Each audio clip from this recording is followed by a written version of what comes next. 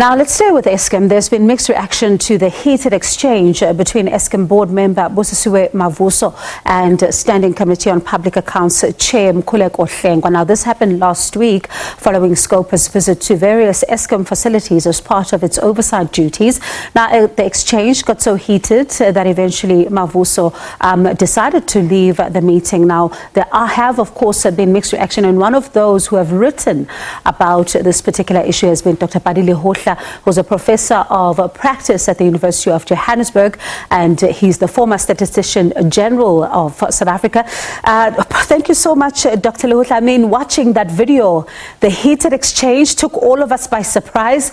People are even wondering if whether or not the sitting will in fact continue. Was it theatrics and politics of gutter, as the Scopa chair has said? I think Ms. Mavuso has been under a lot of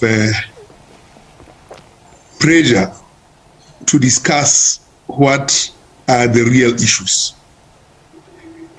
We will recall her spirited conversations during state capture. She hasn't changed her stance on that matter, and what we saw there was particularly the same kind of spirited belief in what she said. I doubt if that was gutter. I think given that we have an existential, real serious existential problem, she said what she had to say. What the chair should have done, given that this was not going to be an ordinary meeting, should have exercised chairpersonship and patience.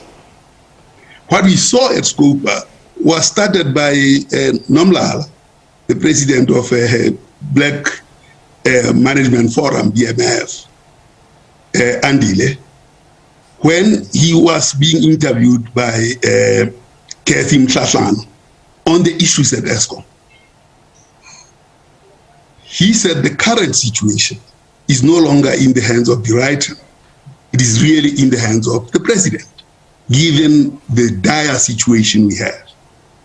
While Nomlala was not in Scopa, the reality of the issues at stake and their gravity played out in Scopa as just Nomlala had actually articulated. So it wasn't surprising that Mavuso had said what she had to say. So it was also said by the writing a week ago when he was being interviewed around the ineptitude of the state or of the government. Right? So what Mavuso captured and presented was what the board and the management of ESKOM have always said. There was nothing new. I think the chair should have said, now that you have said what you have said, because the chair is robed in very enormous power. Can you explain a little bit on this? And he would have had the time to adjudicate what Mavuso was actually saying. Now, one of the things that, some have criticized her for, and I'm listening to what you're saying as you say that this was started by Andile Nomlala, some have criticized her to say that, she may not have been able to clarify between her role as the chair of the Business Leadership South Africa, for example, and being an ESKOM board member. Do you think the lines were blurred? No, the lines were not blurred. I think, if we look at the 24 items that Scopa was asking, those 24 items are not going to make ESKOM deliver better at all. If you take them one by one up to the end, you realize that there is just a laundry list that the Auditor General, who didn't do a performance audit but was doing an audit around things, presented, and Scopa had to manage that process. The issue is, there is an existential issue. I mean, those were technical minutiae that Scopa was dealing with. There are deeper existential issues around ESKOM, which I think Scopa, being where it is, and Mavuso opening that path for Scopa to consider and elevate, were very important. In fact, when we were with a former Scopa chair, Godi, yesterday, Dade Godi, actually, he used to invite the minister when things had gravity. And the Scopa should have invited the Minister of Public Enterprise to answer that question that Mavuso was putting across. So that's what the responsibility of Scopa should have been, rather than gloss over issues and then deprive the country to really pierce the things that actually matter.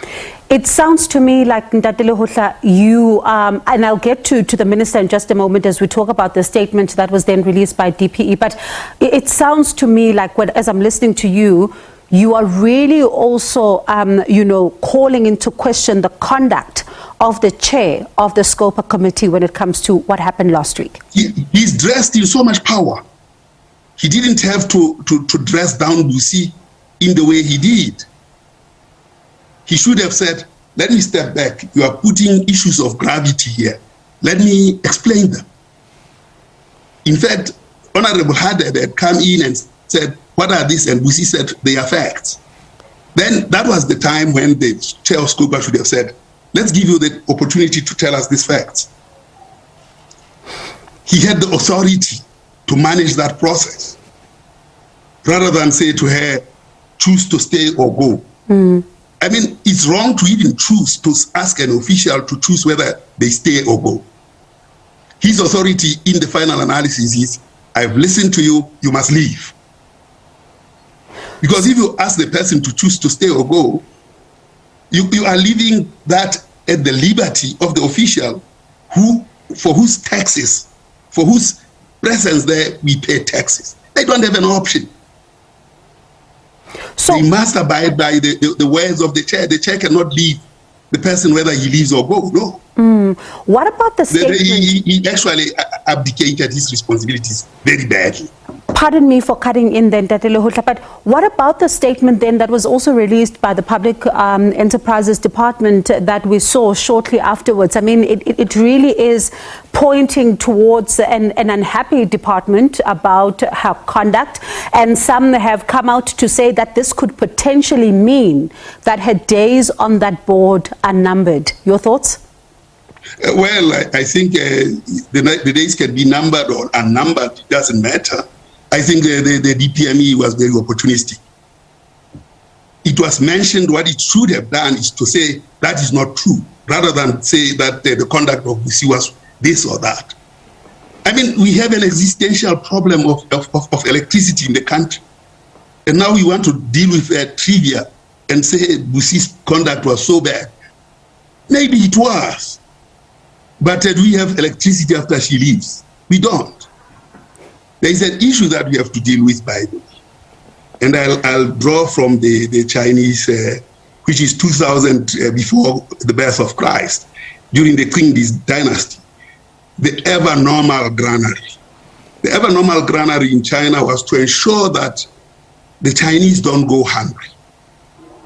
In 1922, the man by the name of Bayer used almost the same mantra of the ever-normal granary by saying the ever-normal electricity, the ever-normal energy. And he mentioned two things: adequate and economically sustainable energy, supplies of energy, and steel.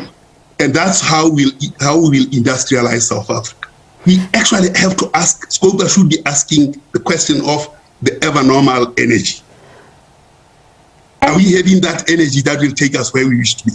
That's the question that Scopa should be asking. Dr. Lehohla, not be concerned about this.